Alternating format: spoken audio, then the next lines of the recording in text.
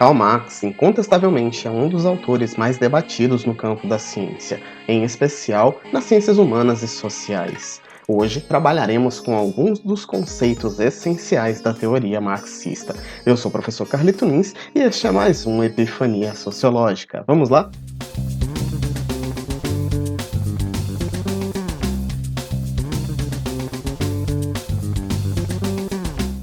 Hoje trabalharemos com alguns conceitos essenciais da teoria de Karl Marx. Eu sou o professor Carlito Nunes e estamos partindo aqui para mais uma imersão em epifania sociológica.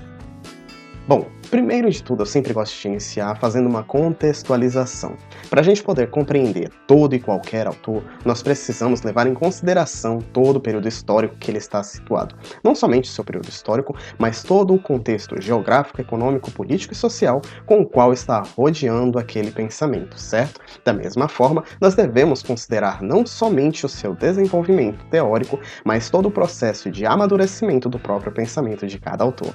Então, para a gente poder observar Marx a partir do seu prisma teórico, nós precisamos levar em consideração que ele estava vivenciando algum período de grandes transformações econômicas, políticas e especialmente sociais, que estavam ocorrendo ali em meados do século XVIII e XIX. Marx conseguiu observar em loco todas essas transformações. Como nasceu ali no início do século XIX, Marx ainda pôde ver alguns dos resultados promovidos pela Revolução Francesa, assim como o desenvolvimento e apropriação da Revolução Industrial. Certo? Essas duas revoluções fazem parte do contexto histórico-social do pensamento marxista. Para a gente poder observar melhor todo o seu desenvolvimento teórico, precisamos entender a sua biografia. Primeiro de tudo, seu nome.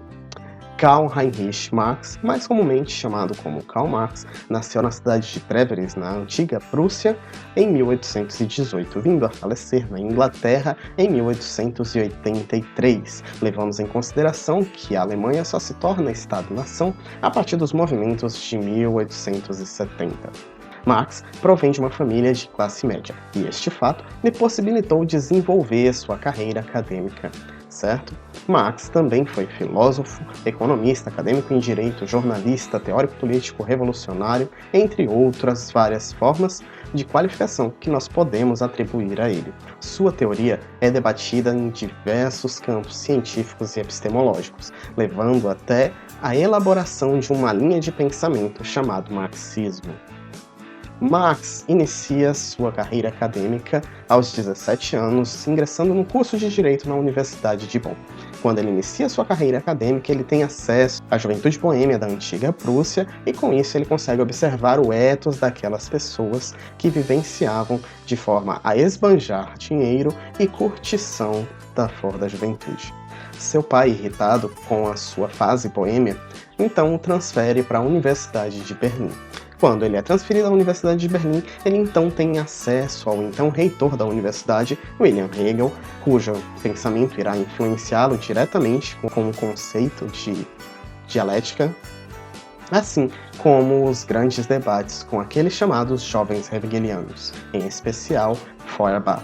Aos 23 anos, Marx defende sua tese de doutoramento, trabalhando com um diálogo entre a natureza em Epicuro, o filósofo helenista, e Demócrito, considerado o pai da química. Sua personalidade, que era combativa e de forma agressiva, lhe ocasionaram grandes problemas sociais, inclusive alguns vetos, e este fato lhe impossibilitou de ingressar na carreira acadêmica na antiga Prússia. Marx, para fim de subsistência, então iniciasse sua carreira no ramo jornalístico. Ingressando na carreira jornalística, Marx desenvolve seu tato como crítico político. Seus posicionamentos críticos e aguçados geraram contestações governamentais, fato esse que lhe ocasionou constantes exílios. As obras de Karl Marx podem ser divididas em dois marcos temporais. O primeiro deles pode ser considerado o Jovem Marx ou Marx em Juventude, com o qual trabalha muito melhor com o seu pensamento de materialismo histórico dialético e a manipulação da natureza pelo homem, sobre a qual eu destaco alguns dos títulos: sua tese de doutoramento, a diferença da filosofia da natureza em Demócrito e Epicuro, a qual já falamos um pouco, a questão judaica, Escrita em 1843, Filosofia da Miséria é um título em que Marx faz uma carta-resposta em deboche a Feuerbach com a obra intitulada A Filosofia da Miséria. Tese sobre Feuerbach, onde Marx elege alguns tópicos para discorrer um pouco, entre os quais tem uma de suas célebres frases, onde afirma que o homem está perto de interpretar o mundo, mas não de mudá-lo.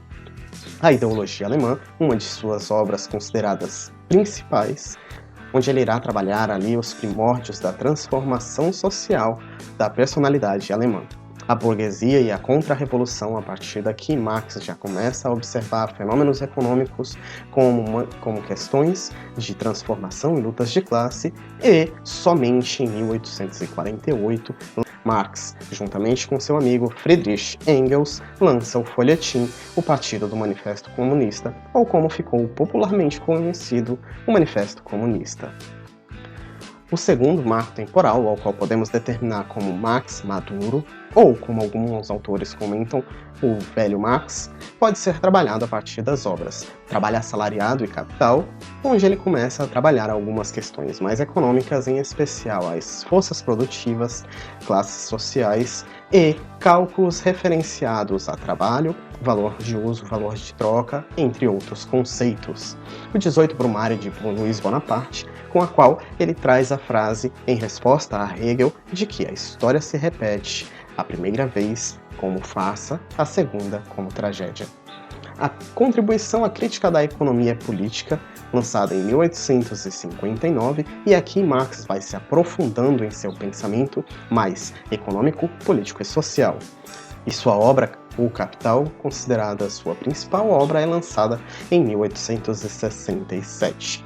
As duas primeiras, Marx ainda faz um lançamento em vida. O volume 3, ou tomo 3, é lançado pós-mortem, com a finalização feita por seu amigo Engels. Civil na França foi uma obra lançada após Marx observar o episódio da Comuna de Paris. A Comuna de Paris foi um movimento auto-organizado que derrubou o governo de Paris com a tomada de seu governo e uma gestão que durou aproximadamente 72 dias. Neste movimento, Marx teve uma noção de uma primeira experiência daquilo que pode ser considerado um socialismo ou um governo da classe trabalhadora. E, por último, obra crítica ao programa de Gotha, Marx, já difundido nos centros acadêmicos da Europa, começa a observar de que forma o seu pensamento acaba sendo desmembrado. E ao ver alguns escritos que partem do seu pensamento, ele diz a célebre frase: "Se isso é marxismo, eu não sou marxista." Então, agora, apropriados de sua contextualização histórica, sua biografia e as suas principais obras, vamos ver quais conceitos iremos trabalhar. Para este vídeo, nós elencamos os principais conceitos sendo os seguintes: materialismo histórico dialético, luta de classes, classes sociais, força de trabalho, mais-valia ou mais-valor, alienação e fetichismo. Sem mais delongas, vamos lá para o que interessa. Primeiro conceito, materialismo histórico dialético. A teoria marxista entende que a humanidade define-se pela sua produção material. Por isso, a palavra materialismo em seu nome. Marx entende que o homem, ao transformar a natureza, vai gerando as suas condições de subsistência. E essa subsistência é formulada e administrada de acordo às suas condições materiais. Já a dialética é uma tese fundada a partir do pensamento hegeliano, no qual discorre o lema que uma tese, quando entra em conflito com uma antítese, gera um terceiro elemento. Esse resultado seria uma síntese e, consequentemente, uma síntese se torna novamente uma tese, que será conflitada por uma antítese e resultará sempre em uma síntese, e assim o movimento dialético mantém sua constância. O materialismo histórico dialético foram fundamentais para a construção do pensamento de Marx para compreender o capitalismo. Pois tenham isso em mente, por favor, gravem isto. Marx era um materialista convicto, certo? Então ele usa como base de seu pensamento o materialismo para desenvolver os conceitos de propriedade privada, mercadoria, trabalho, dinheiro, valor, entre outros. Dentro do campo da dialética, Marx acreditava que, para se chegar ao tão desejado comunismo, a luta de classes deveria ser essencial para execrar os estratos sociais. Dessa forma, o proletariado chegaria a um governo auto-organizado e, a partir de um momento de alta consciência administrativa, teríamos o próximo passo, que seria o comunismo utópico. O segundo conceito é o conceito de luta de classes. Para Marx, entre as classes sociais de cada sociedade há uma luta constante por interesses opostos, e essa divisão está entreposta em duas classificações, entre os que são dominados, considerados proletários na sociedade capitalista, e aqueles que são dominadores na sociedade capitalista, são denominados por burgueses. O marxismo entende que a história da humanidade é a história da luta de classes e que as revoluções são a locomotiva da história. O nosso terceiro conceito é o conceito de classe social. Classe social pode ser definida como um grupo de agentes sociais nas mesmas condições no processo de produção e que possuem afinidades ideológicas e políticas. Em cada etapa da evolução das forças produtivas, essas relações tomam uma forma específica. Antigamente, essas classes sociais eram divididas entre senhor e escravo, entre patrício e plebeu, e atualmente, na sociedade capitalista, está dividida entre burguês e proletariado.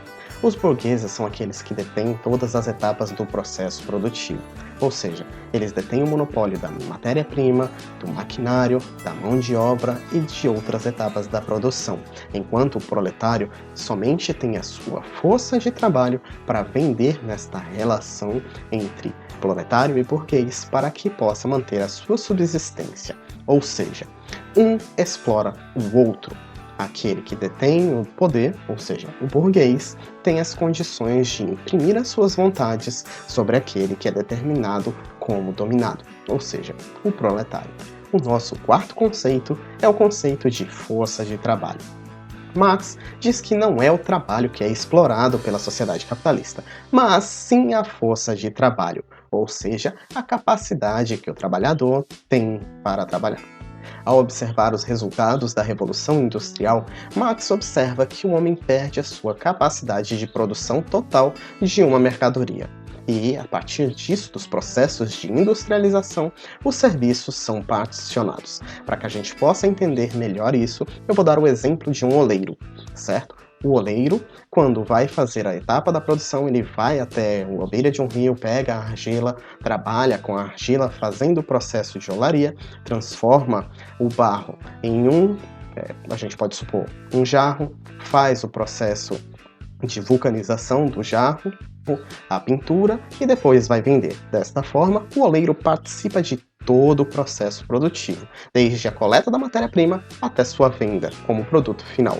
Já na sociedade industrial, cada etapa desse processo produtivo é particionada e uma pessoa fica encarregada para desenvolver cada etapa. Ou seja, haverá uma pessoa para pegar o barro, outra pessoa para fazer o molde, outra pessoa somente para fazer o processo de vulcanização, outra para pintar e outra para o processo de venda. Desta forma, aumenta-se a produção total, porém particiona o processo de produção. Então, essa relação salarial de compra e venda que é estreitada, o homem acaba perdendo a sua intimidade com o produto final, com a mercadoria. Desta forma, o oleiro não tem como disputar uma produção com um processo industrial, na qual um oleiro possivelmente pode fazer ali entre 10 e 15 jarros por dia, a ferramenta que lhe sobra, ou seja, a sua força de trabalho. Essa relação de compra e venda estabelecida entre o capitalista e o trabalhador estabelece aqui um processo de relação salarial, e essa relação salarial terá como mercadoria a força de trabalho.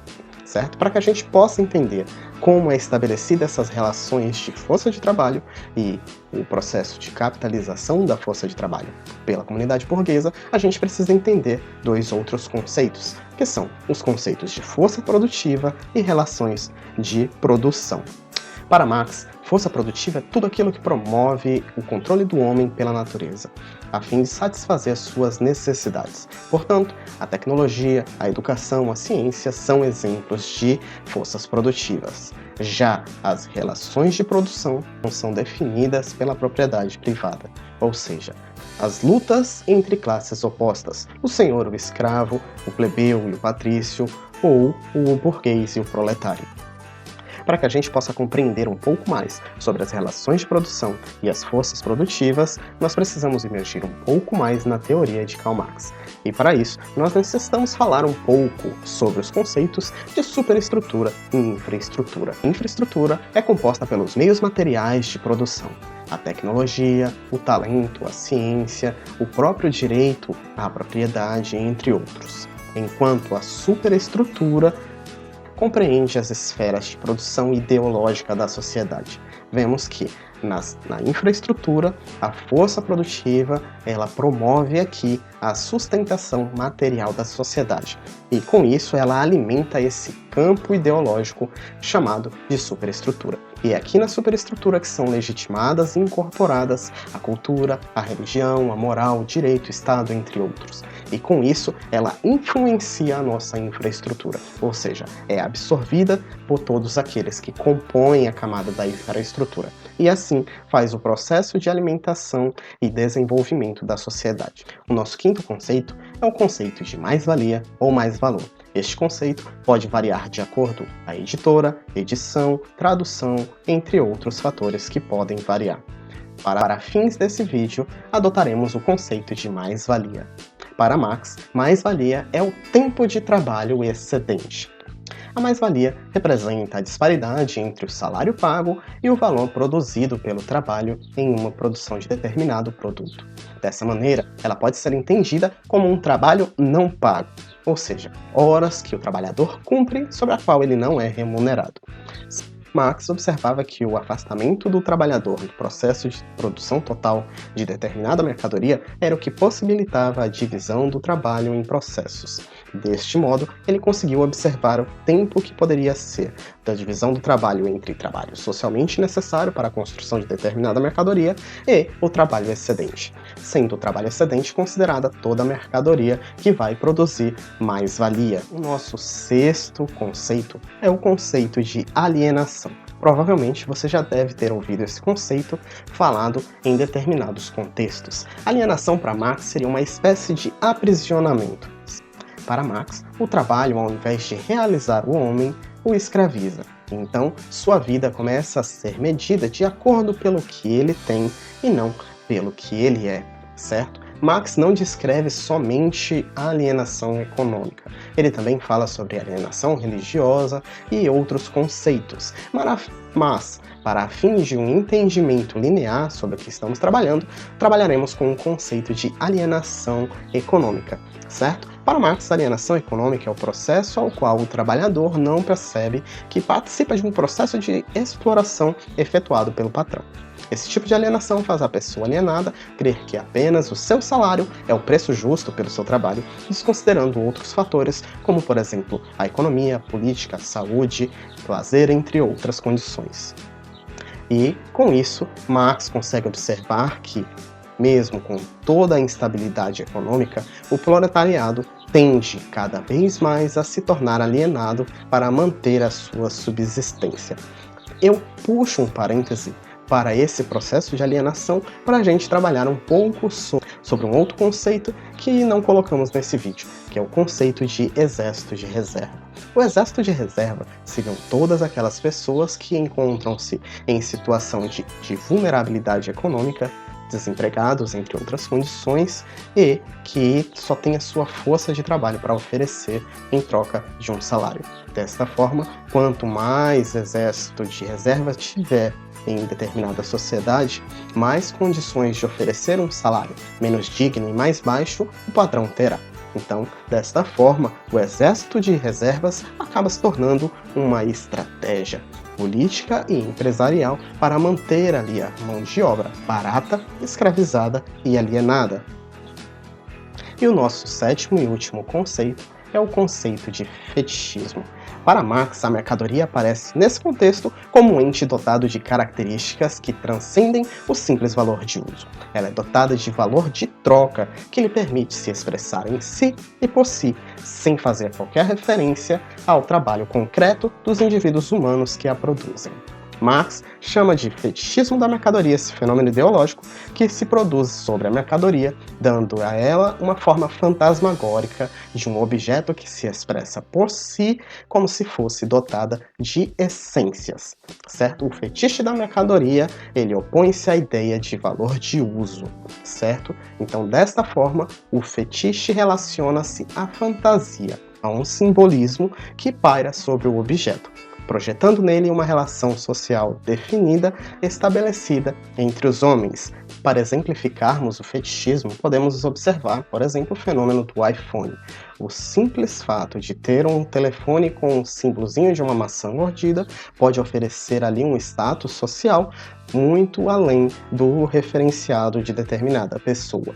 Levando em consideração que na data que gravamos este vídeo, o iPhone mais novo custa em torno de 12, 13 mil reais. Fato esse que distancia-se e muito das classes econômicas menos favorecidas. Ou seja, é um produto das elites. Quando alguém que não pertence às elites consegue alcançar ou obter determinado produto, oferece a essa pessoa uma condição fantasmagórica de um status social da qual ela não faz parte. E é isso Marx observa e conceitua por fetichismo da mercadoria.